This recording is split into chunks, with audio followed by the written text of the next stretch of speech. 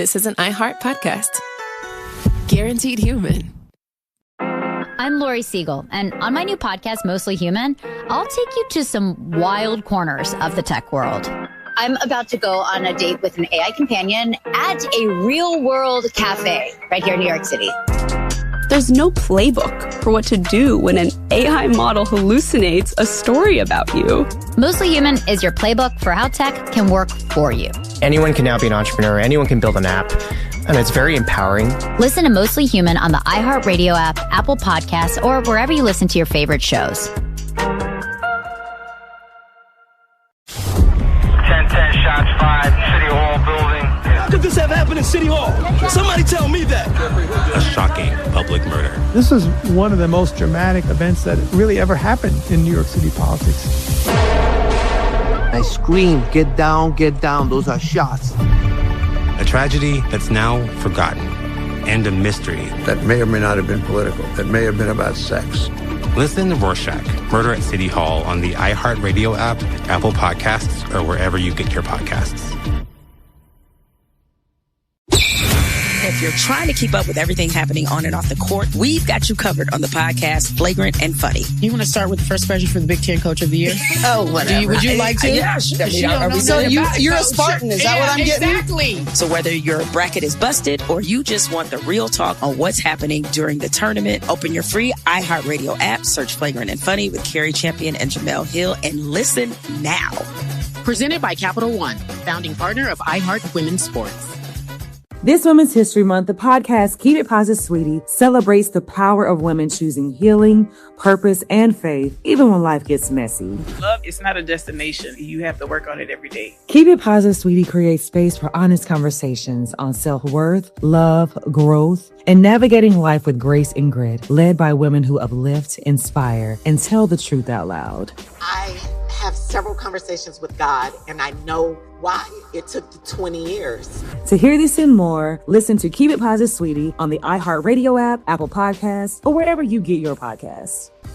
Time now for today's Strawberry Letter, and if you need advice on relationships, work, sex, parenting, and more, please submit your Strawberry Letter to steveharveyfm.com by clicking Submit Strawberry Letter. We could be reading your letter live on the air, pop, pop, just like we're going to read this one right here, right now. And you never know, it could be yours. You just never know. Buckle up and hold on tight. We got it for you. Here it is, the Strawberry Letter. Yeah. He's at work today. Thank you, nephew. Subject, I hate all of his family and friends. Dear Steve and Shirley, my boyfriend of 2 years has been talking about marriage, but I hate all of his family and friends. We're both 33 years old and we met online. I got offered a job promotion and a transfer to the city where my boyfriend grew up. We decided I'd take the job and we'd get married, so we relocated to the city that he grew up in. We bought a house within a week of moving, and it all happened quickly. After we got settled, he decided it was time for me to meet his parents. They don't live together, but they are married. He said it's complicated. I thought it was strange that I'd never met them, but he always said there's no rush. Now I know why. So here's what happened to make me hate everyone. We invited everyone out to dinner, and the only way to get his family to go was to agree to go to a buffet restaurant. I don't like eating at buffets, and it's not because I'm bougie. It's because I got very sick one time from eating at a buffet, and that has scarred me for life.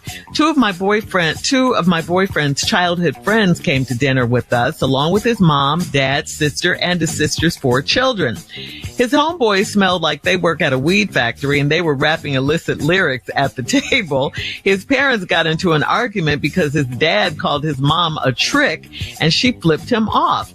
I won't even mention the 4 little filthy children that were running all around the restaurant. My boyfriend paid the bill for all these grown people, and he looked so embarrassed. He's whispered that he hopes this isn't a deal breaker. I don't want any of these people to ever come to our house, but how do I tell him that? He's not at all like them. So do you think he will understand if I'm honest? Well, yeah, I think he'll understand, but I don't think you should tell him that. You definitely can't tell him in that way that you don't ever want them to come to your house. You got to remember you're marrying him and not his family. And we know you hate all of them. and you don't care for them. But like I said, please don't tell him that. I mean, you can think of other ways to say it, you know, or if they're coming over, you know, you're busy or whatever the situation. I mean, they are still his family, no matter what. The great part, you know, look at the positive. He wanted you to meet them. Okay. It was about time you met his family. And that's pretty big, because here's a man taking you to meet his family. A lot of times that's what we want, to meet his family and to see, you know, where he comes from. So that means he, you know, wants you to be a part of his family. Okay. So that's a good thing. He is embarrassed by them, though. He is embarrassed, and it doesn't sound like they'll be coming around because he's embarrassed. And it took you a while to meet them in the first place. He knows how they are, because he said he hoped they weren't a deal breaker, meeting them. So, we can't pick our family members. We know that, but we can decide how we deal with them. So you decide, you make the decisions of, you know, if and when they come to your house and how that's going to play out and all that. I mean, otherwise, if you love this man, you know, you're going to have to deal with his family at some point. So, you know, your options are to what? Sell your new house that you just bought in the town he grew up in? I doubt if that's going to happen, you know, because you guys just bought it. The housing market is crazy, all that. The other thing is, you know, you guys can build a life together, you know, when you do get married. It sounds like you're headed in that direction. This is the man you love. Build a life you together with this man, and have minimal contact with his family. Don't invite them over. Steve? This one is interesting. Everybody got some family members in their own family that they don't really care for. Right. So I can only imagine that there's going to be some people in their family, your spouse, mate, lover, friend, fiance, whatever, in their family that you're not going to like. Now, y'all been together 2 years, you're moving kind of quick, you're 33 years old, you met online, but you know, this was the dude. You know, y'all got a job, you got offered a promotion, you transferred to the city where your boyfriend grew up. You say right at the top, I hate all his family and friends. Every last one of them. We decided to take the job that you got offered a promotion in. We'd get married, so we relocated to the city that he grew up in. We bought a house within a week of moving. It all happened quickly. And then right after y'all got settled, he decided it was time for me to meet his parents. Now, here's the tricky part. They don't live together, but they're married. He said it's complicated. We'll get into that in a minute. I thought it was strange that I'd never met them, but he always said ain't no rush, because he knew. He loved you. He can't let you meet his other side, because you ain't going to understand it. Now, he's different. He knew this was coming. Here's what happened that made me hate everyone. Wow. We invited everybody out to dinner, and the only way to get his family to go was to agree to a buffet restaurant. Now, right here. We're talking about size now. Size or sides? Size. Oh, okay. When the whole family insists the only way we going out is got to be buffet. This ain't the first time they done made that decision. This is a family thing, and if you go to buffets a lot, you have some sides on you. We'll get into the rest of it when we come back. These are big people we're talking about. We'll have Steve Harvey's response coming up at 23 minutes after the hour, okay? The subject of today's Strawberry Letter, I hate all of his family and friends. We'll get back into it right after this. You're listening to the Steve Harvey Morning Show.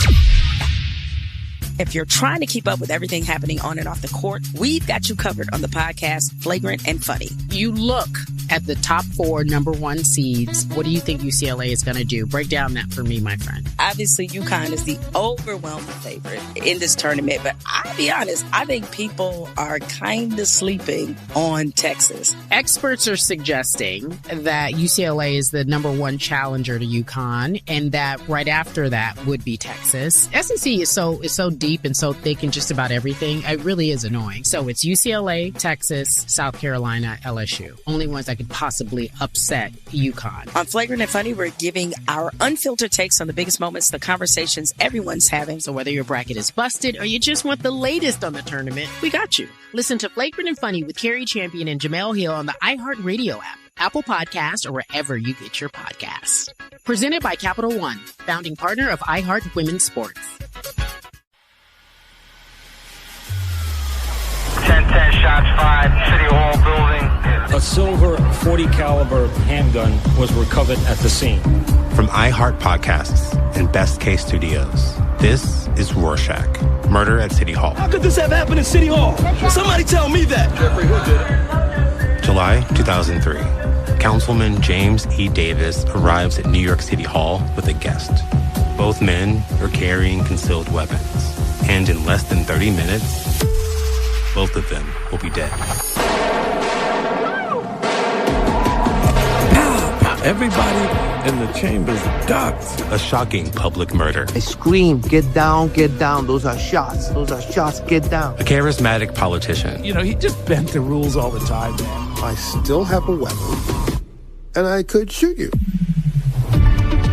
And an outsider with a secret. He alleged he was a victim of blackmail. That may or may not have been political. That may have been about sex. Listen to Rorschach, Murder at City Hall on the iHeartRadio app, Apple Podcasts, or wherever you get your podcasts. I'm Lori Siegel, a longtime tech journalist. And consider my new podcast, Mostly Human, your bridge to the future. Anyone can now be an entrepreneur. Anyone can build an app. And it's very empowering. Each week, I'll speak to the people building that future. And we're going to break down what all of this innovation actually means for you. What I come to realize is that when people think that they're dating these AI companion, they're actually dating the companies that create this. We're experiencing one of the greatest tech accelerations in human history. And let's be honest, that can be messy. There's no playbook for what to do when an AI model hallucinates a story about you. But it's my belief that we should all benefit from this moment. Mostly Human will show you how. My goal is to give you the playbook so you can benefit. The reason I say agency is because, like, if we can give power back to people, then I think that's probably the best thing we can do for your mental health. Listen to Mostly Human on the iHeartRadio app, Apple Podcasts, or wherever you listen to your favorite shows. I became a millionaire overnight, but lost everything that actually mattered. Wait a minute, Sophia. Did you just say he lost everything? That's right. It's Inheriting Too Much Drama Week on the OK Storytime podcast, so we'll find out soon. This person writes, I just inherited a fortune after losing my mom, and now my girlfriend's entire family is coming out of nowhere with their hands out. One sibling wants me to fund their whole lifestyle. Another vanished for 4 years and suddenly reappeared, and my girlfriend is already giving my money away. Hold on, Sophia. So the girl he wants to marry is already sending money out the door. And that's just the beginning. He makes a plan, sets up a trust, and finally thinks he has everything under control. Okay, so things work out then? Let's just say the people he trusted the most are the ones who ended up shocking him the most. So does the money end up being worth going through all that? To find out, listen to the OK Storytime podcast on the iHeartRadio app, Apple Podcasts, or wherever you get your podcasts. Hey, it's Carla Farrell. Kick that old mop and bucket aside. Are you ready for a mop and bucket clean in half the time? Make the swap to Swiffer Power Mop. The all-in-one cleaning hero has a built-in solution that breaks down dirt and grime like magic. With hundreds of scrubbing strips on the pad, it absorbs sticky messes with ease. Plus, it'll leave your home smelling great for hours after cleaning. Get yours today and mop smarter with the Swiffer Power Mop. All right, come on, Steve. Let's recap today's Strawberry Letter and finish up your response. Today's subject is, I hate all of his family and friends. You know, like I said, this is going to be rough because everybody got some family members they don't care for. So once you get into a relationship with somebody else, they're going to have some family members you don't care for. But your hatred for them came all at once. This is why you hate. You ain't met them but one time, and you have reached the conclusion that you hate all of them. You know, now y'all done moved together, y'all relocated, y'all bought a house, y'all done moved in it, you got settled. He told you it wasn't no rush to meet his parents. Now, you thought it was a little bit strange, but he knew, because this could be a deal breaker. First of all, They his parents, but they don't live together. We're going to get into that as to why. I figured this out in the letter. Here's what happened to make me hate everyone. We invited everybody out to dinner, and the only way to get his family to go was to agree to go into a buffet restaurant. Now, when everybody say we have to go to a buffet restaurant, it's because they need more brought to the table, and they wants to go get their own portion sizes because they're unhappy with the portions and choices of the menu. Some people like their gravy to run into their potato salad. They want their ham laying on top of their greens. You got to be able to go and fix your own plate. These is big people we talking about now. And I know they big people because they've decided as a unit we ain't going nowhere unless it's a buffet. These is big people now, and I'm just going to tell you, you don't like my answer, I don't care. I've come to the conclusion in this strawberry letter, this is a place full of big people and I approve it. I don't like eating at buffets because I'm not bougie. It's just because I'm very sick. I got sick one time from eating at a buffet, and that has scarred me from life. Nothing stops big people from eating at a buffet. They done all been sick. They done all seen people pick over the food. They done seen people talk under the shield while they getting their food. But big people they done seen the sneezes. They done all that. They cough. But big people don't give a because buffets is for big people. Two of his childhood friends came. They smell like a weed factory. That's because they smoke weed. That's simple. Thus, the other reason we got to go to a buffet, because we got the munchies now. See, this buffet is all coming together now. Uh-huh. And they were rapping explicit lyrics at the table. Hell, because they high. You 33, all his friends is old wannabe rappers that ain't never made it. Now they're at the table rapping explicit lyrics because they high and they hungry. His parents got in an argument because his dad called his mama a trick and she flipped him off. Now we getting into why they don't live together. Right. Real big people don't like staying together because it ain't a lot of room. They at the buffet. They can't stand each other. See, the argument was a flip-off because that's all she had the energy for. If she was big, she'd have got up and walked around there and said what you say, but she crossed the table. She couldn't get up, so she just flipped him off because she big. She at the table. And he knew she wasn't going to get up. That's why he called her a trick in front of everybody. But he got the trick from the two little rapper friends because they was probably doing a Trick Daddy song. This is terrible. See how this working out right now? Put all this together. I put all this together. They were doing a Trick Daddy rap song. That's where he got the term trick from. Yeah. Because he didn't know it. Trick Daddy? Really? Then she didn't want to mention the four little filthy kids, and I know they filthy because fat people don't like bathing other people. So now the little kids is filthy. Yeah, because them big people ain't got no time to be washing them kids and stuff. Got to bend over in the bathtub, breathing, losing your breath and all this here. So just put some clothes on these little filthy kids and let them run around. My boyfriend paid the bill for all these grown people. He looked so embarrassed. He whispered that he hopes this isn't a deal breaker. I don't want any of these people to come over to our house, but how do I tell him that? He's not at all like them, so do you think he will understand if I'm honest? Well, Shirley said you shouldn't be honest. And I can understand that, and I respect that too, but you're going to have to be honest. But if you don't want to be honest, there's some things you can do to keep that out of your house. First of all, you let it be known that none of your meals would be served buffet style. That's the first thing. We don't put no plates out where you can go around scoop your own. No. That'll keep their big out the house right there. And then secondly, when they come over, tell them that they have to select off a predetermined menu what they want to eat when they come over. That fat people don't like that. They not coming. And you can keep them people out your house for years like that. For years. Oh, look at the time. Or every time you have a family gathering, carry big right back down to that buffet and deal with it and then just go home. Thank you so much. All right. Well, please hit us up on Instagram and Facebook and at SteveHarveyFM.com if you want to comment on today's Strawberry Letter. You can also check out the Strawberry Letter podcast on demand.